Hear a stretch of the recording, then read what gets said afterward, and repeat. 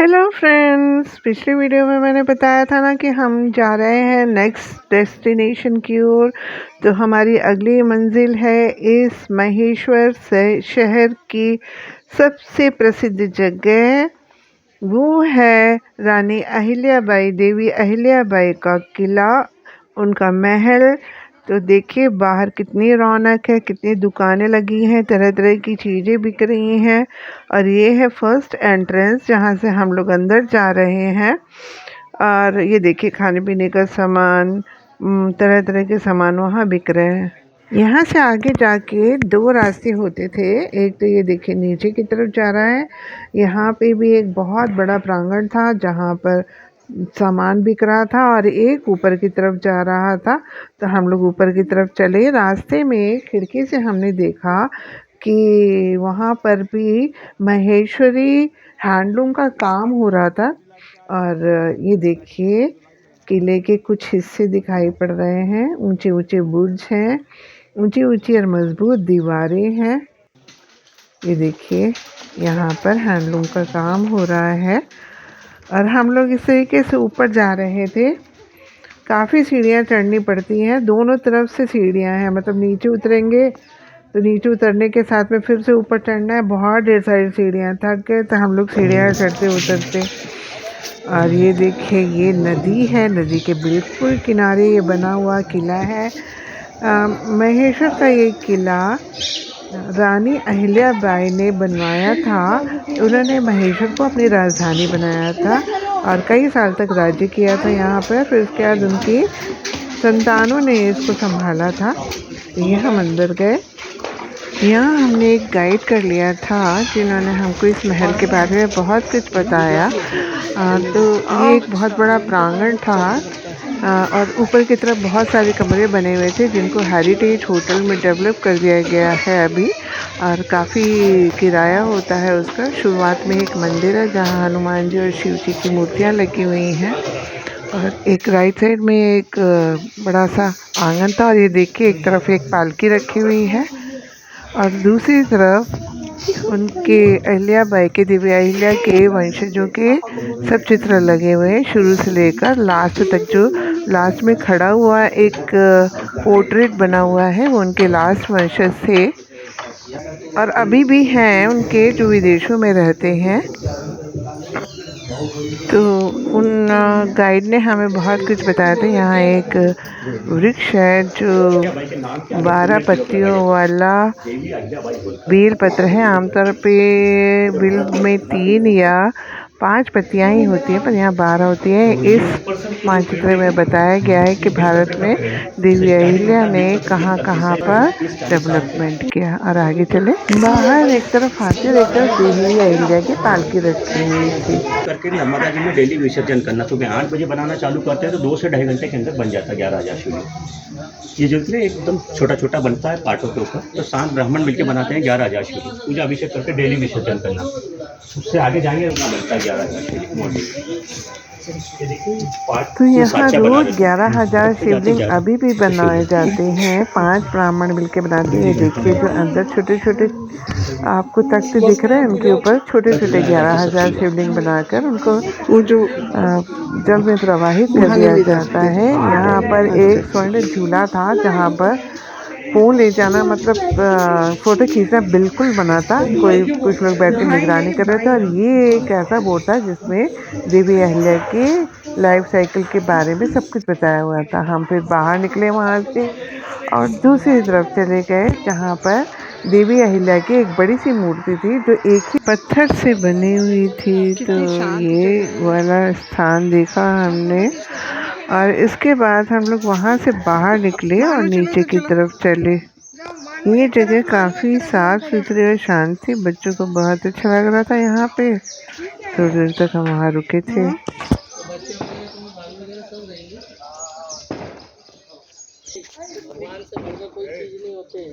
बेटा जूते पहन के नहीं जाना वहाँ पे। चलो आओ चल।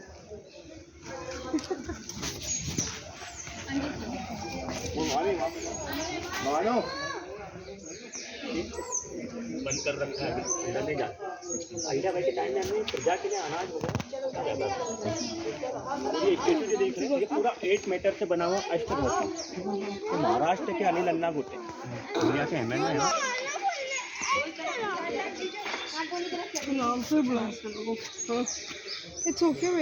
कई लोग महाराष्ट्र से भी आते हैं और राजस्थान भी आते हैं। यहाँ पर कई फिल्मों की शूटिंग भी हो चुकी है। फिल्मी कलाकार यहाँ आते रहते हैं। तो जो हेरिटेज होटल है उन लोगों के बहुत कम आता है। पीछे की तरफ देखने में तो बाहर से नहीं पता चल रहा था, लेकिन है बहुत ही अच्छा 5 स्टार होटल है। और फिर हम यहाँ से नीचे उतरे।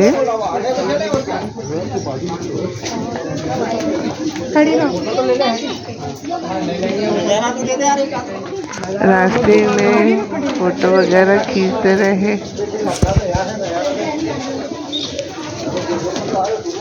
वहाँ खड़े होकर अच्छा आएगा।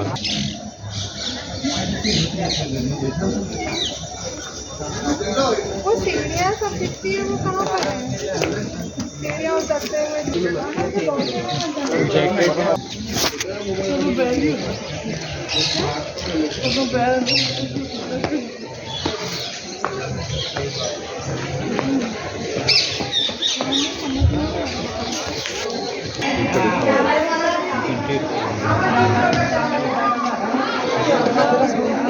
अब हम उस रास्ते में पहुँच गए थे जो अहिल्या घाट की तरफ जाता है।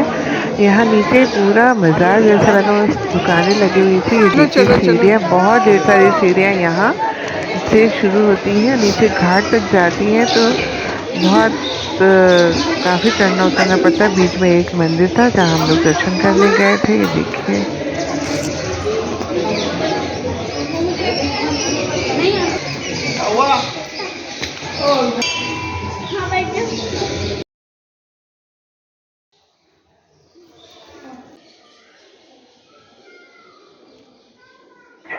एकदम सुंदर और शांत ये शिव जी का मंदिर था, जहाँ पर दीवार पर पत्थर की मूर्तियाँ रखी हुई थी।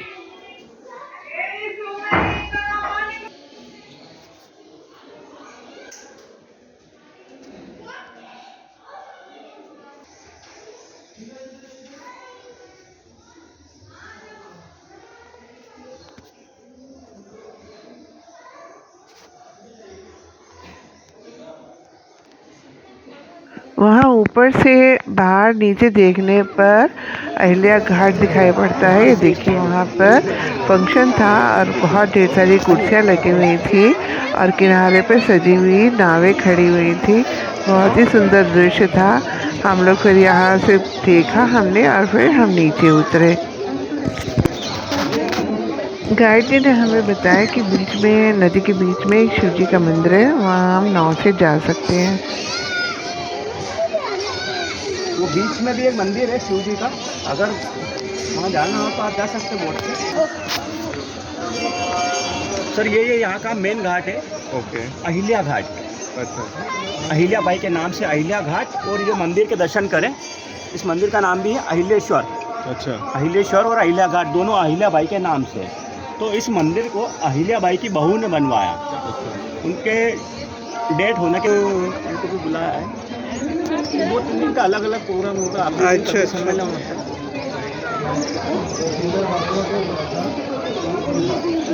ये बड़ी बड़ी नीचे उतरकर हमने निश्चय किया था कि हम बोटिंग करेंगे, तो हमने एक पर्सनल बोट किराए पर ले ली थी। 11,000 शिलिंग बनता है। अहिल्या बाई के टाइम में 1.25 लाख शिलिंग डेली बनता है।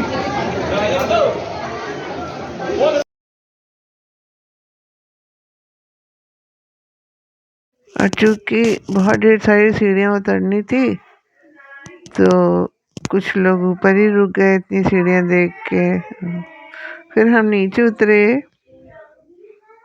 सारी सीढ़ियाँ उतर के, और हमने बोटिंग किया। अब महेश्वर में महेश्वरी साड़ियाँ बहुत प्रसिद्ध है, जो हैंडमेड होती हैं और जगह जगह हथकरघे लगे हुए हैं। और ये देखिए पीछे कितना सुंदर है, पर्पल कलर की, पिंक कलर की रोशनियों से सजा हुआ है, क्योंकि उस दिन ना वहाँ पर कुछ उत्सव होना था, इसलिए उसकी विशेष तैयारी थी।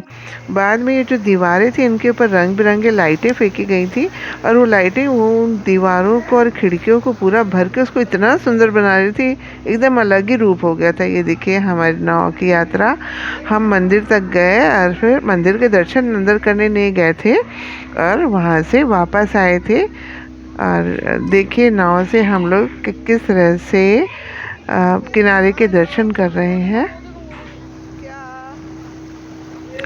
सूरज डूबने को था और आकाश की लालिमा पानी की लालिमा में जाके घुल गई थी। देखिए लाल लाल पानी और आकाश सब मिल गया है, कितना सुंदर एक दृश्य दिखाई पड़ रहा है। बहुत ही सुंदर दृश्य था ये। तो हम लोग वापस लौटे। इसके बाद मैंने महेश्वरी साड़ियाँ खरीदी थी, लेकिन उसका कोई वीडियो नहीं है, जस्ट एक फोटोज़ हैं। ये है पिंक साड़ी, पिंक सूट और एक बाटिक प्रिंट का कपड़ा। तो थैंक्स फॉर वॉचिंग, बाय। अभी कल का वीडियो बाकी है।